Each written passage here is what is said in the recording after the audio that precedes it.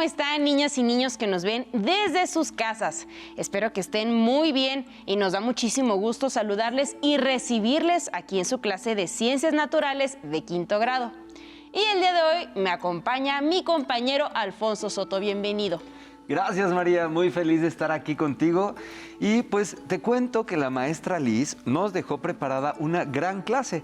Ella no podrá estar el día de hoy aquí, pero nos enseñó muy bien el tema de la clase para poder compartirlo con todos ustedes. Ay, pues esa es una enorme responsabilidad, pero hemos estado estudiando mucho para poder hacerlo muy bien, justo como ella nos ha enseñado.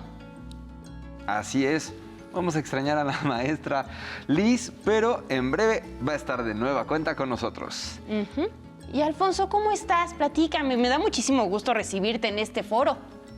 Igualmente, pues yo estoy muy bien y muy entusiasmado de saber que el día de hoy vamos a estar aprendiendo y compartiendo muchos nuevos temas sobre las ciencias naturales. Ay, pues entonces no se diga más. Pero, ¿qué les parece si comenzamos recordando un poco de lo que vimos en la clase anterior con la maestra Lisette? Claro, fíjate que estuve viendo la clase desde mi casa y recuerdo que aprendimos a hacer un filtro de agua. Así es. En clases pasadas estuvimos aprendiendo sobre las mezclas y los diferentes métodos que hay para separarlas. Y durante la clase aprendimos a hacer un filtro de agua para separar un sólido de un líquido de una forma muy sencilla. Sí, y recuerdo que la profesora Andrea nos explicó el proceso mediante un video y pues fue muy útil para entender el tema. Muchas gracias, maestra. Así es, pues aprendimos que por medio de materiales reciclados podemos hacer un filtro y separar una mezcla de líquidos y sólidos por medio de la filtración. Así es, María. Amigas y amigos en casa, antes de empezar, no olviden por favor tener listos un lápiz y una libreta para que puedan tomar nota y después comentar sus dudas con su profesor o con su profesora de grado. ¿Quieren saber cuál es el tema que vamos a aprender el día de hoy? Sí, yo lo sé. El día de hoy vamos a analizar, experimentar y explicar los procesos de transferencia de calor, que son conducción y convección en algunos materiales. Me gusta mucho esa idea. Y aquí en el foro nos encanta experimentar. Seguramente nuestra compañera Ale, que tanto disfruta las clases y que participa de manera tan entusiasta, debe estar muy atenta a la clase. Y te extrañamos, Ale. Así es, pero qué bien, amigo, y espero que también a las niñas y los niños que nos ven, desde sus casas, les esté gustando hacer experimentos en la clase de Ciencias Naturales. Pero recuerden que es muy importante experimentar en compañía de una persona adulta responsable para que les apoye en el desarrollo de sus actividades. Pues vamos a comenzar para que conozcamos los procesos de conducción del calor. Perfecto, yo ya estoy listísima. Muy bien, pues para iniciar es importante identificar que varios hechos de nuestra vida diaria y diversos fenómenos de la naturaleza se efectúan por el intercambio de energía en forma de calor. El calor es la transferencia de energía de un cuerpo hacia su entorno, cuando existe una diferencia de temperatura. El calor se mide en calorías. Y esta unidad se define como la cantidad de energía necesaria para que 1 gramo de agua eleve su temperatura a 1 grado centígrado. Yo escucho a diario acerca de las calorías en la comida. ¿Esto tiene algo que ver con el calor? Así es, completamente. El calor es energía térmica en movimiento y algunos aparatos que utilizamos cotidianamente funcionan al transformarse un tipo de energía en otro. Por ejemplo, el cerillo. Este genera luz y calor cuando se quema. La plancha transforma la energía eléctrica en calor. Y al cocinar en una olla de presión, la energía calorífica se convierte en energía mecánica cuando el vapor mueve la válvula y escapa emitiendo un sonido, que seguramente todos lo hemos escuchado. Sí, todos lo hemos escuchado y puede transferirse de diferentes formas. Por ejemplo, conducción es la transferencia de energía por calor a través de un objeto sólido. Esto lo podemos ver cuando se calienta una varilla metálica o, por ejemplo, cuando tu mamá pone una cuchara dentro de una taza de café y se calienta. Seguramente has escuchado de materiales que conducen la electricidad, pues regularmente estos mismos materiales suelen ser excelentes conductores del calor, como lo son el oro, la plata y el cobre. Y también hay materiales, por ejemplo, como el vidrio, la madera o el plástico, que no son buenos conductores del calor y se les llama materiales aislantes. Ustedes pueden comprobar esto en casa al colocar una cuchara dentro de un plato de sopa caliente. La cuchara también se calienta poco a poco, es decir, la energía se transfiere por conducción de la materia caliente a la más fría. Conforme la energía por calor se transfiere al objeto más frío, la temperatura de este va aumentando hasta que ambos tienen la misma temperatura y alcanza un equilibrio térmico.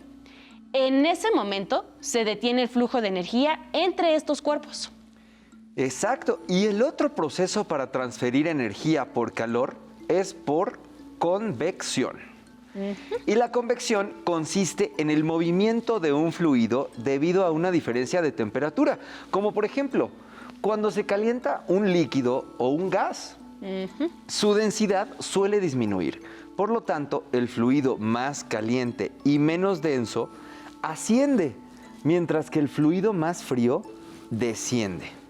Y a este movimiento, debido a la falta de uniformidad de la temperatura del fluido, se le denomina convección natural y es responsable de la ascensión del agua caliente y del vapor en las calderas. La corriente de aire para avivar el fuego también determina el movimiento de las grandes masas de aire sobre la superficie terrestre, la acción de los vientos, la formación de las nubes, las corrientes oceánicas y la transferencia de calor desde el interior del Sol hasta su superficie. Un ejemplo puede ser al calentar agua en una cacerola. El líquido que está en contacto directo con el fondo de la cacerola se mueve hacia arriba, mientras que el agua más fría que está en la superficie desciende, ocupando el lugar que dejó la caliente. Así se efectúa un movimiento circular hasta lograr un equilibrio térmico, es decir, que el total del contenido de la cacerola tenga la misma temperatura. Este proceso se puede comprobar cuando, por ejemplo, nos bañamos. El agua caliente pasa de un estado líquido a gaseoso en forma de vapor y cuando la temperatura baja se puede observar el líquido nuevamente. Lo mismo sucede, por ejemplo, cuando sus papás ponen a hervir agua. De repente empieza a salir así el vapor de su olla y, como pueden ver, los procesos de transmisión de energía por calor provocan efectos sobre la materia. Aumentan o disminuyen la temperatura, también de tamaño, forma o pueden tener cambios de estado. Así es, pero mucha atención. La temperatura es muy alta para poder ver estos procesos y nos puede lastimar si tocamos o si estamos cerca de ese vapor o del agua o de cualquier metal que esté caliente. Entonces, recuerden que es muy importante que ustedes ahí en casa, niñas y niños, no realicen estos experimentos solos, porque siempre será necesario que les ayude y acompañe una persona adulta. No olviden que es peligroso, por ejemplo, prender velas, cerillos o incluso la estufa. Así es. Y la maestra Andrea Sánchez Alegría nos ha enviado un video para explicarnos los procesos de transferencia de calor desde la cocina de su casa. ¿Me acompañan a verlo? Vamos a ver qué nos mandó la profesora Andrea. Hola, ¿qué tal? Soy la profesora Andrea. Estoy muy contenta de estar una vez más con ustedes en este espacio en las clases de Ciencias Naturales. El día de hoy vamos a hacer unas demostraciones de las formas de transmisión del calor. Recuerda que si tú quieres llevar a cabo alguno de estas demostraciones, siempre tienes que estar acompañado y bajo la supervisión de un adulto. ¿Estamos listos? ¡Comenzamos! Durante la clase vas a conocer dos formas de transmitir el calor, la conducción y la convección. Ambos procesos los podemos observar en situaciones muy comunes como en la cocina. La convección es el proceso mediante el cual el calor se transmite por un movimiento. El fluido más caliente asciende, mientras que el más frío desciende. observamos este movimiento cuando el agua está hirviendo. La conducción consiste en transmitir el calor a un objeto sólido y esto lo podemos ver cuando nos preparamos el té. Al vertir el agua caliente en nuestra taza, el calor del agua va a transmitirse a la taza y también la vamos a comenzar a sentir caliente. Por eso tenemos que tener mucho cuidado cuando nos preparamos una bebida caliente porque nos puede causar un accidente. De inmediato notas cómo la temperatura de la taza también cambia. Esto es porque el calor del agua se transmitió a la taza. Aquí también podemos observar lo siguiente. Si nosotros movemos nuestro té con una cuchara convencional, vamos a notar cómo es que el calor también se conduce a nuestra cuchara. Y vamos a comenzar a notarla más caliente. Esto es porque el material con el que está hecho esta cuchara es conductor del calor. En cambio, si usas una cuchara de las que tienen protección aquí, la temperatura no la vas a sentir, ya que el plástico es aislante, es un material aislante del calor y por tanto no va a permitir que tu mano sienta cómo es que la temperatura del agua se transmitió a la cuchara y por tanto pues no te vas a quemar y no vas a tener un accidente. Otro ejemplo de convección es al cocinar algo en una olla. El agua cambia de estado líquido a gaseoso al aumentar la temperatura y por eso podemos observar vapor de agua en la superficie de la tapa. Al bajar la temperatura, ese vapor de agua se vuelve a convertir a estado líquido. Espero que estas demostraciones te hayan sido de gran ayuda para comprender mejor el tema. Recuerda anotar en tu cuaderno tus dudas, tus conclusiones sobre estas demostraciones y comentárselas a tu maestro de grupo. ¡Hasta luego!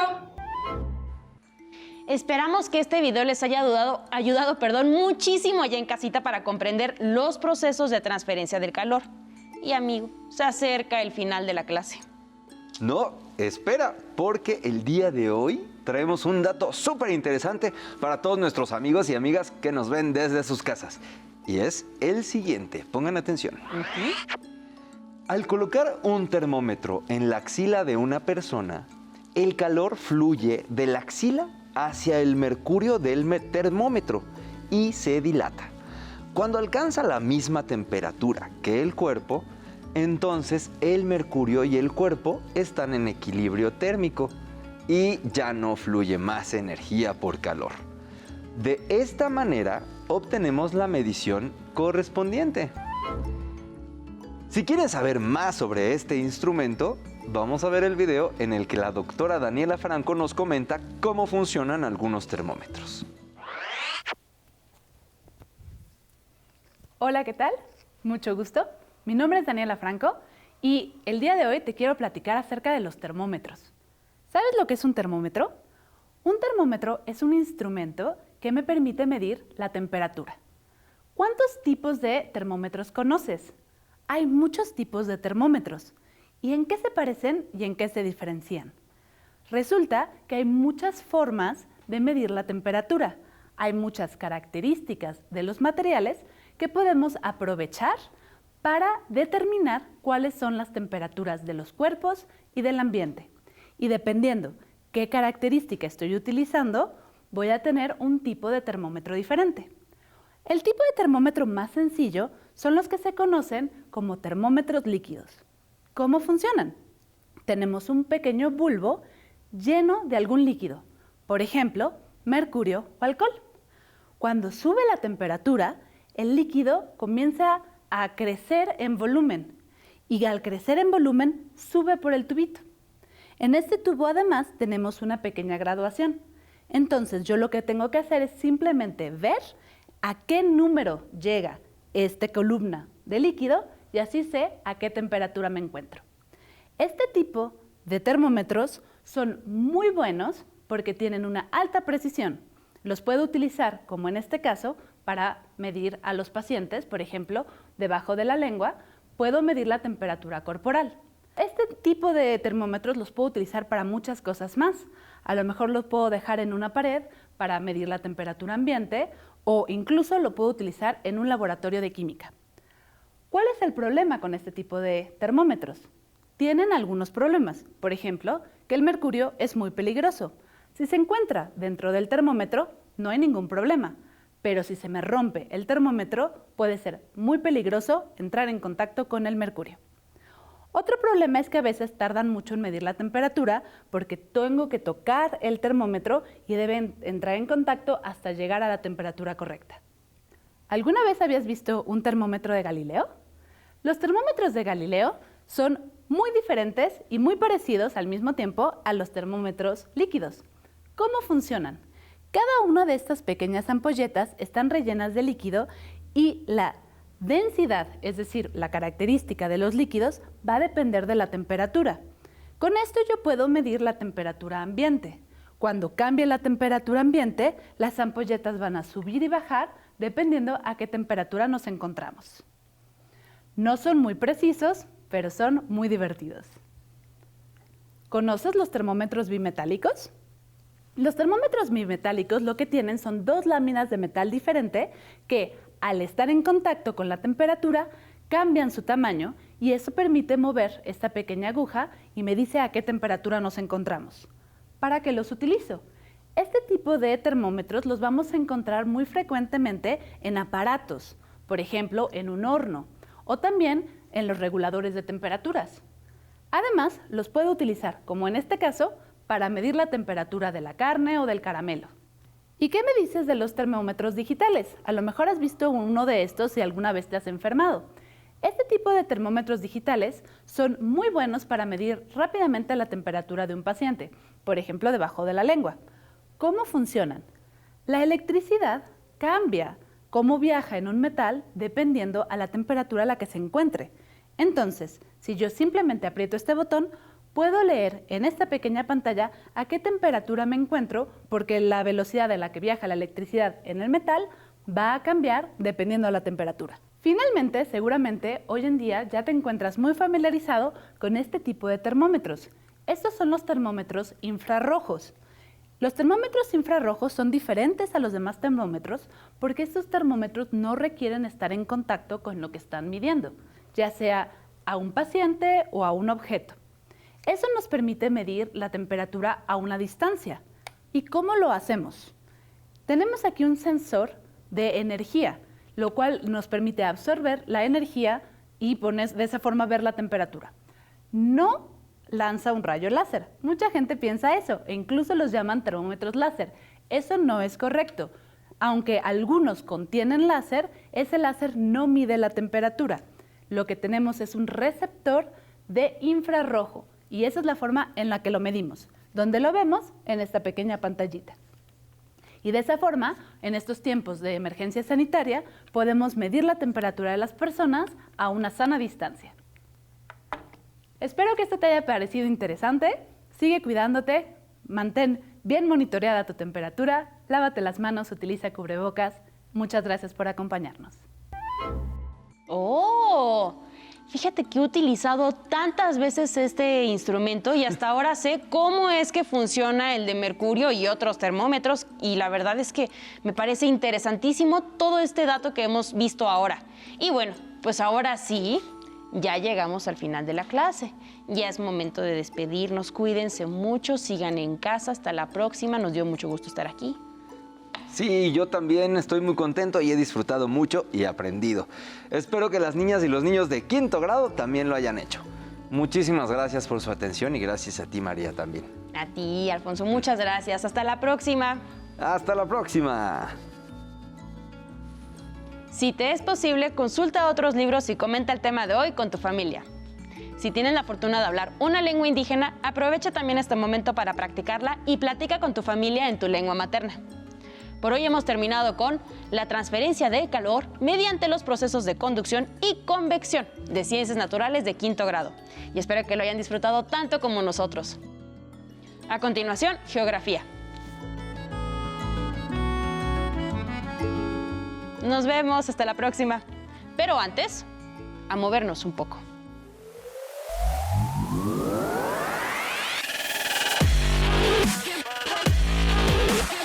Recuerda, entre clase y clase, activa tu cuerpo. En esta ocasión vamos a trabajar la parte del abdomen, el estómago. ¿Qué vamos a hacer, Yair? Nos vamos a acostar y nos vamos a poner boca arriba, poniendo los codos en el suelo y nos vamos a estirar las piernas. Lo que vamos a hacer es elevar una pierna 10 veces y después 10 veces la otra pierna. 1, 2, 3, 4, 5, 6. Ahora la otra pierna. 1, 2. Muy bien. Estírala muy bien. Aprieta el estómago. Perfecto. Muy bien, Yair. Vamos a hacer 5 repeticiones por pierna. Elevación de la pierna derecha 5 veces sin tocar el suelo. 2 más. Estira muy bien. Exacto. Cambiamos. Pie izquierdo sin que toque el suelo. Muy bien. Estira muy bien. Sin que toque el suelo, perfecto. Una más, descansamos. Respiramos. Volvemos a respirar y nos preparamos para hacer otra vez el ejercicio. Levantamos pierna derecha, 1, sin tocar el piso, 2. Procura que no toque el piso tu talón, 3. Una más. Ok, seguimos trabajando el abdomen. Lo que vamos a hacer, Yair, en esta ocasión nos vamos a acostar totalmente y vamos a flexionar y estirar nuestras piernas, tratando de evitar que nuestros talones peguen en el suelo. ¿Sí? Nos acostamos, Yair, nos acostamos totalmente y hacemos 3 flexiones y extensiones. 1, 2, respira. Trata de que no peguen tus talones. Muy bien. Estiramos, flexionamos, 2, una más, respira y descansamos. Respira profundo, exhala, prepárate para la siguiente, 3 repeticiones. 1, 2, flexiona, estira bien sin que peguen los talones en el suelo. Alto. Respira. Respira. Ok. Última. 3. 1, 2, 3. Muy bien, Yair. Bien hecho. Recuerda, al terminar la activación, no olvides la protección.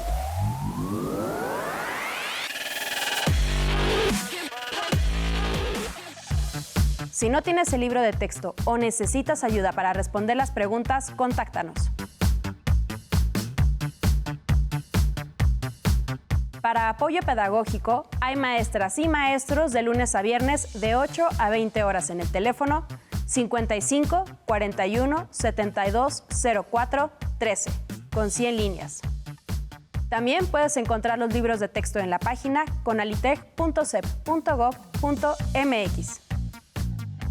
Si quieres volver a ver los programas de Aprende en Casa, los puedes encontrar en la siguiente liga: aprendeencasa.cep.gov.mx. ¡Nos vemos! Nos vemos. Hasta la próxima.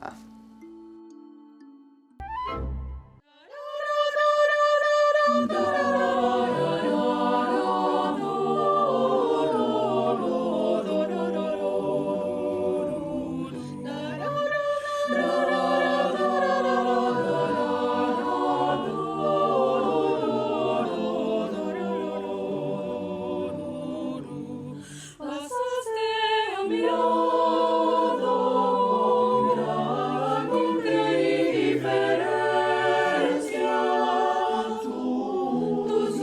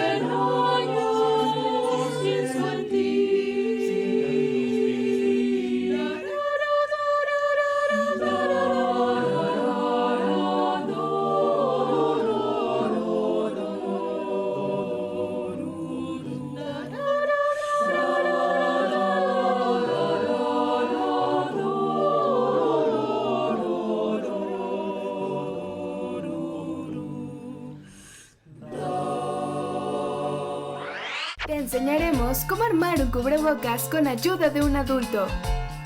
Necesitarás un plumón o una pluma, una playera de algodón que ya no uses, una regla y tijeras. Recuerda que la manipulación de estas debe estar supervisada por un adulto. ¡Empecemos! 1. Estira la playera a lo largo y a lo ancho. 2. Marca con el plumón o la pluma y con ayuda de la regla 10 centímetros de largo, partiendo de abajo hacia arriba. Repite el paso anterior del otro lado de la playera. 3. Traza la línea horizontal entre los dos puntos. 4. Con ayuda de un adulto, corta sobre la línea horizontal que marcaste. Asegúrate de cortar por fuera de la playera. No introduzcas las tijeras en ella.